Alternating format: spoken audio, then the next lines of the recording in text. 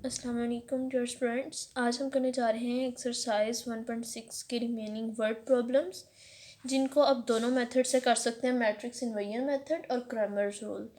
तो उसमें question number 2 है, the length of a rectangle is 4 times its width. आपके पास length of a rectangle given है जो कि विथ से 4 टाइम्स है। The perimeter of the rectangle is 150 centimetre and we have to find the dimensions. तो students, सबसे पहले जो चीज़ करने की है वो ये है कि हमें लेट कर लेना है लेंथ ऑफ अ रेक्टेंगल को y और विथ को x। यहाँ पे भी x कर सकते हैं, यहाँ पे y भी कर सकते हैं, इस चीज़ का कोई इशू नहीं है। तो अब हमने इस इक्वेशन को मैथमेटिकल फॉर्म में लिखना है, जो कि यहाँ पे वर्ड की फॉर्म में गिवन है। तो स्टूडेंट, इसके लिए एक चीज़ जो आपको बहुत अच्छे तरीके से देखनी है वो ये है कि length of a rectangle is की जगह पे हम इक्वल यूज़ करेंगे। ठीक है, मैथ्स में हमेशा ये बात आपने कंसीडर करनी है। इसकी जगह पे हम क्या यूज़ करेंगे? इक्वल। और लेंथ ऑफ अ रेक्टेंगल हमने लेट किया था कि हमारे पास है y सेंटीमीटर और विथ है x सेंटीमीटर। तो y means length of a rectangle, इसकी जगह इक्वल 4 टाइम्स आपको पता है हम मल्टीप्लिकेशन के लिए, प्रोडक्ट के लिए यूज़ करते हैं। 4 times its with, 4 into x हमने कर दिया। स्टूडेंट्स, नेक्स्ट उसने पेरीमीटर हमें दिया हुआ है, तो पेरीमीटर का फॉर्मूला है ये 2 into x plus y. Means length plus width के साथ हम 2 को मल्टीप्लाई करते हैं, because perimeter is known as boundary. आपके पास रेक्टेंगल की बाउंड्री, तो रेक्टेंगल में आपके पास विथ हमने एक्स लेट की हुई है, तो ये एक्स है, ये वाई है, तो टोटल 2x और 2y ऐड अप करके हमारे पास बाउंड्री आती है। तो ये पेरीमीटर का फॉर्मूला इज इक्वल टू 150। यहाँ से हम 2 को कॉमन ले लेंगे, 2 को कॉमन लेके दूसरी साइड पे डिवाइड करवाएंगे, तो हमारे पास एक इक्वेशन बन जाएगी x plus y is equal to 75। And second side पे हम इस इक्वेशन को अरेंज करेंगे एक्स वाई की फॉर्म में। तो y को अगर हम इस साइड पे लेके जाएं तो 4x माइनस वाई बन जाएगा, इस साइड पे कुछ नहीं बचा तो 0। इस इक्वेशन को भी हमने अरेंज करके लिख लिया। इक्वेशन 1 के नाम से पहले इसको डिनोट किया था, अरेंज करके लिखने के बाद इक्वेशन 3 का नेम दे दिया। यहाँ पे इक्वेशन 2 थी, अरेंज करने के बाद हमने इसको इक्वेशन 4 का नाम दे दिया। तो हमारे पास दो इक्वेशंस बन गई हैं, एक है 4x minus Y is equal to 0 and second आपके पास है x plus y is equal to 75। तो स्टूडेंट्स, अब नेक्स्ट इसको आप क्रैमर रूल के साथ करते हुए कंप्लीट कर सकते हैं इस पैटर्न को, ए एक्स और ए वाई। इधर हम ए का भी डिटर्मिनेंट लेंगे, एक्स का भी, ए वाई का, सेम पैटर्न जो आप पहले करते आए हैं क्रैमर्स रूल के लिए, and we got answer 1560। Then matrix inversion method के लिए भी आपके पास बिल्कुल वही पैटर्न है, उसी पैटर्न को फॉलो करते हुए आप क्वेश्चन को परफॉर्म करेंगे, and we got similarly by following this pattern answer 1560। Question number 3 है नेक्स्ट हमारे पास, two sides of a rectangle differ by 3.5 centimetre. एक साइड कंसीडर कर ली हमने x और दूसरी साइड कंसीडर कर ली y, दोनों साइड्स ले ली हमने, डिफर कर रही थी 3.5 सेंटीमीटर से, पहली इक्वेशन बन गई। नेक्स्ट हमारे पास स्टेटमेंट है, find the dimensions of the rectangle if its perimeter is 67 centimetre. Again हमें पता है कि पेरीमीटर का फॉर्मूला हमने 2 इंटू एक्स प्लस वाई किया था 67। 2 को जब 67 से डिवाइड करेंगे तो 33.5। तो स्टूडेंट्स, इस क्वेश्चन में बहुत इजीली आपके पास दोनों इक्वेशंस बन गई हैं, x minus Y is equal to 3.5 and x plus y is equal to 33.5।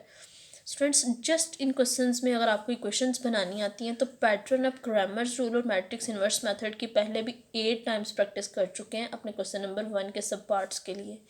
तो उसी पैटर्न को फॉलो करते हुए आप क्रैमर्स रूल परफॉर्म करेंगे, एंड क्रैमर्स रूल में आपने ए एक्स और ए वाई के डिटर्मिनेंट्स ले लिए। देन आपने फॉर्मूले के अंदर वैल्यूज पुट करके 18.5 एंड 15 आंसर गेन कर लिया। Then for matrix inversion method, इसी फॉर्म में जैसे हम इसको चूज़ करते हैं, सारा वैल्यूज पुट करने के बाद मेरे पास ये आंसर आया, and then after further calculations same answer हमारे पास आ रहा है मैजिकली। ये बात मैं आपको क्वेश्चन नंबर 1 में भी एक्सप्लेन कर चुकी हूँ कि हमारे पास क्रैमर्स रूल और मैट्रिक्स इन्वर्जन मेथड से मैजिकली आंसर्स सेम आएंगे। तो नेक्स्ट क्वेश्चन है हमारे पास question number 4, the third angle of an isosceles triangle. तो स्टूडेंट्स, आइसोसेल्स ट्राइंगल कौन सी होती है आपके पास? वो ट्राइंगल जिसकी दो साइड्स इक्वल होती हैं, तीसरी साइड डिफरेंट होती है। तो जब टू साइड्स इक्वल होती हैं किसी भी ट्राइंगल की, तो कोरस्पॉन्डिंगली टू एंगल्स भी आपके पास इक्वल होते हैं। लाइक आपके पास ट्राइंगल यूँ होती है ना, ट्राइंगल की ये दोनों साइड्स इक्वल हैं, तो नीचे वाली लाइन के साथ जो वो एंगल बना रहे होते हैं, ये वाले दोनों एंगल्स भी कोरस्पॉन्डिंग सेम होते हैं, थर्ड एंगल डिफरेंट होता है। तो हमने टू सेम एंगल्स जो थे आइसोसेल्स ट्रायंगल के उनको एक्स लेट कर लिया, थर्ड एंगल को वाई लेट कर लिया। देन नेक्स्ट हमारे पास कंडीशन क्या है कि थर्ड एंगल आइसोसेल्स ट्रायंगल का, थर्ड हमने वाई को कंसीडर किया था, वाई इसकी जगह मैंने आपको बोला था हम इक्वल लगाते हैं, इज़ 16 डिग्री लेस देन मतलब हमने इसको माइनस कर देना है किस में से, sum of the two equal angles. Equal angles अगर हमने इनको नेम दिया हुआ है एक्स और एक्स का, तो एक्स प्लस एक्स का सम क्या हो जाएगा 2x, means y is equal to 2x minus 16। यही क्वेश्चन हमारे पास मान गई, y is equal to 2x minus 16। ठीक हो गया आपके पास। एंड सेकेंडली उसने हमें कोई सेकंड कंडीशन नहीं बताई हुई, एक ही क्वेश्चन तो हमने बना ली, लेकिन वो कह रहा है तीनों एंगल्स फाइंड आउट करें। तो चूंकि हमें नहीं पता कि उसने सेकंड कंडीशन क्या दी है या मतलब किस तरीके से सेकंड इक्वेशन बनानी है, तो हम जनरल कॉन्सेप्ट यूज़ करेंगे कि किसी भी ट्रायंगल के तीनों एंगल्स का सम 180 डिग्री होता है। दो एंगल्स तो हमारे पास 2x थे, थर्ड एंगल हमारे पास y था, 2x प्लस वाई हमने 180 लिख दिया। अब इक्वेशन 1 को सिंप्लीफाई किया, इक्वेशन 1 को सिंप्लीफाई करके हमारे पास इक्वेशन आ गई 2x minus Y is equal to 16। Means y को हम दूसरी साइड पे ले गए और 16 को हम इधर ले आए। 16 माइनस में था, इस साइड पे आके प्लस हो गया, y प्लस में था, दूसरी साइड पे जाके माइनस हो गया। तो ये इक्वेशन हमारे पास बन जाएगी 2x minus Y is equal to 16। तो हम उसको अरेंज करके 16 इस साइड पे भी लिख सकते हैं, 2x माइनस वाई उधर भी जा सकता है। Second equation 2x plus y is equal to 180 थी, हमने मैट्रिक्स फॉर्म में लिखा। अगेन वही सब पैटर्न्स को अप्लाई करते हुए ए एक्स ए वाई सब के डिटर्मिनेंट्स लेते हुए एक्स और वाई की फार्मूलाज में वैल्यूज़ पुट करते हुए हमारे पास एक्स का आंसर 49 आ गया, वाई का आंसर 82 आ गया। मतलब दो एंगल्स हमारे पास 49 थे, two angles are 49 degree and the third angle is 82 degree. ये तीनों एंगल्स हैं हमारे पास। देन मैट्रिक्स इन्वर्जन मेथड में भी आपके पास दोनों सेम इक्वेशंस हैं, सेम पैटर्न अप्लाई करते हुए आप इसको सॉल्व करेंगे and again we got 49 82। Question number 5 हमारे पास है जिसमें एक्यूट एंगल राइट ट्रायंगल का 12 degree more than A twice the other acute angle. तो स्टूडेंट्स राइट एंगल में ये सीन है कि एक एंगल आपके पास ये बिल्कुल सीधी लाइन है, यूँ कंसिडर कर लें, ये बिल्कुल सीधी लाइन है आपके पास और यूँ ट्रायंगल बनी हुई है। तो आपके पास ये एंगल 90 डिग्री का है। अभी मैंने आपको पिछले क्वेश्चन में बताया कि टोटल सम 180 डिग्री है, तो 180 में से अगर हम 90 निकाल दें तो पीछे वाले जो दोनों एंगल्स हैं वो आपके पास 90 से लेस होते हैं, और 90 से लेस वाले एंगल्स को हम एक्यूट एंगल्स बोलते हैं। तो इनमें से हमने एक्स कंसीडर कर लिया, दूसरे को हमने वाई कंसीडर कर लिया। तो वन एक्यूट एंगल हमारे पास एक्स है, सेकेंड एक्यूट एंगल हमारे पास वाई है।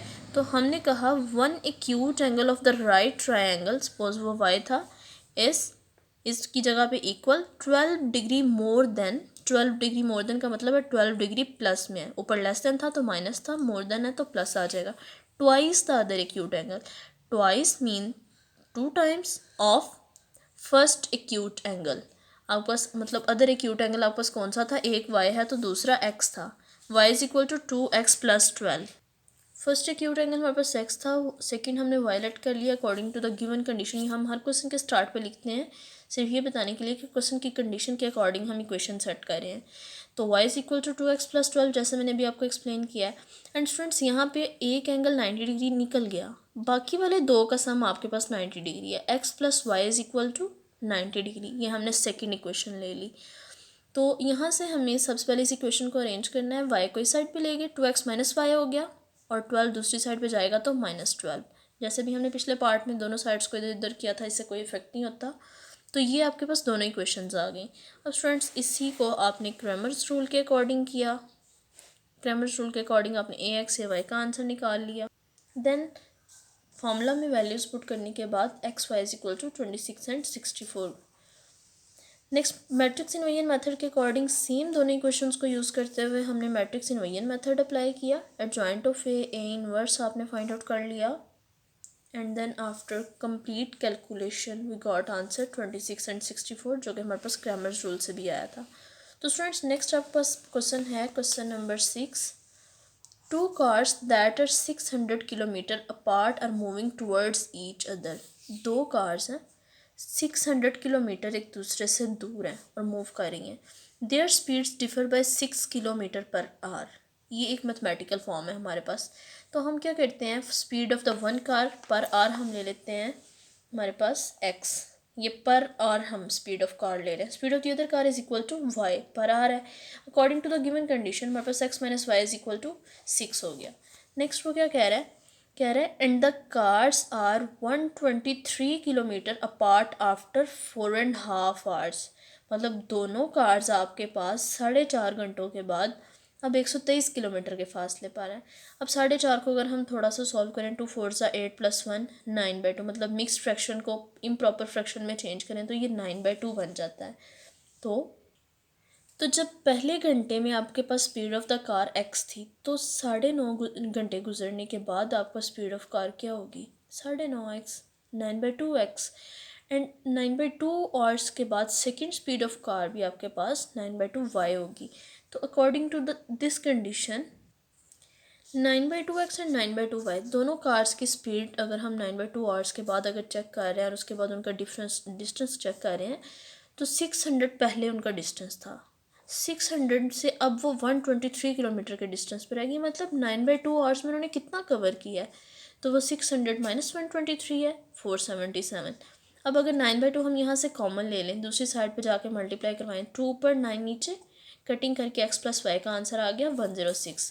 पहली क्वेश्चन थी हमारे पास x minus Y is equal to 6, second आ गई x + y इज इक्वल टू 106। Then by Cramer's rule ax और ay हमने फाइंड आउट कर लिया। डिटर्मिनेंट ऑफ ax का mod means determinant of ax या ax का मॉड ay का डिटर्मिनेंट, एंड देन डिवाइड करके हमारे पास x और y के आंसर्स आ गए। देन हमारे पास है मैट्रिक्स इन्वर्जन मेथड, उसमें भी अगेन इन्हीं क्वेश्चंस को लेके हमने उसी तरीके से मैट्रिक्स फॉर्म में change, and then after calculation we get the same results as by Cramer's rule 56 and 50।